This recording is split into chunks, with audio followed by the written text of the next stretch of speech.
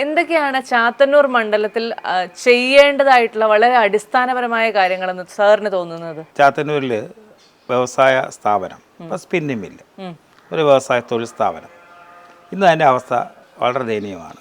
അത് പ്രവർത്തിക്കുന്നുണ്ടോ എന്ന് ചോദിച്ചാൽ ഇല്ലയെന്ന് വേണമെങ്കിൽ പറയാം, സാങ്കേതികമായി വേണമെങ്കിൽ പറയാം, പലപ്പോഴും കൂടി പ്രവർത്തിക്കുന്നു. ഒരു പ്രധാനപ്പെട്ടൊരു വ്യവസായ മേഖല പോലും ഇന്നിവിടെ തകർന്നിരിക്കുന്നു. കയറും കശുവണ്ടിയും കൈത്തറിയുടെയും ഏറ്റവും പ്രധാനപ്പെട്ട പരമ്പരാഗത വ്യവസായങ്ങളുടെ നാടായിരുന്നു ഇത്.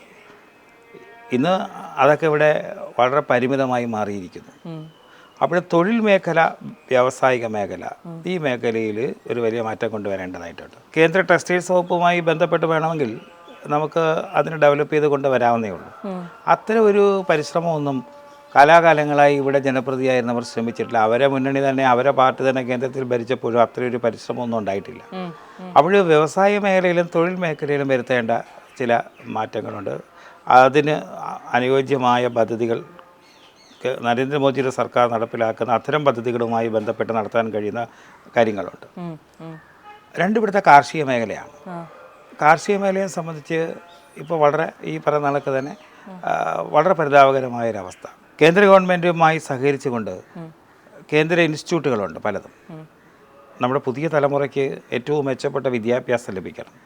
കാരണം വിദ്യാഭ്യാസത്തിൽ അതിലെ നല്ലൊരു തലമുറ വളർന്നു വരേണ്ടത്. തീർച്ചയായിട്ടും. അപ്പോൾ അത്തരം ഇൻസ്റ്റിറ്റ്യൂട്ടുകൾ ഏതൊക്കെയാണ് നമ്മുടെ നാട്ടുപുറത്ത് അനുയോജ്യമായി മാറേണ്ടത് എന്നതിനെക്കുറിച്ച് ആ വിദ്യാർത്ഥി സമൂഹവുമായും രക്ഷകർത്താ സമൂഹവുമായും ചർച്ച ചെയ്തുകൊണ്ട് തന്നെ അത്തരം ഇൻസ്റ്റിറ്റ്യൂട്ടുകൾ സ്ഥാപിക്കാൻ ആവശ്യമായ കാര്യങ്ങളുണ്ട്.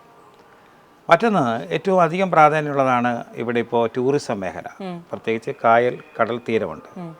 പരവൂർ തെക്കുംഭാഗം മുതൽ ഏതാണ്ട് ഇരുവിപുരം വരെ നിൽക്കുന്ന ഈ നിയോജക മണ്ഡല അതിർത്തിയിൽ ഇപ്പോൾ തന്നെ ആയിരക്കണക്കിന് ടൂറിസ്റ്റുകൾ, ഒരു സൗകര്യം ഇല്ലാന്നിട്ട്, ഒരു സൗകര്യം ടൂറിസം ഡിപ്പാർട്ട്മെൻറ്റ് ഒരുക്കിയിട്ടില്ല. എന്നിട്ട് പോലും ഇവിടുത്തെ പ്രകൃതി ഭംഗി കണ്ട് ഏലകളിൽ ഈ പറഞ്ഞ തീരമേഖലകളിൽ നിരവധി പേർ വരുന്നുണ്ട്.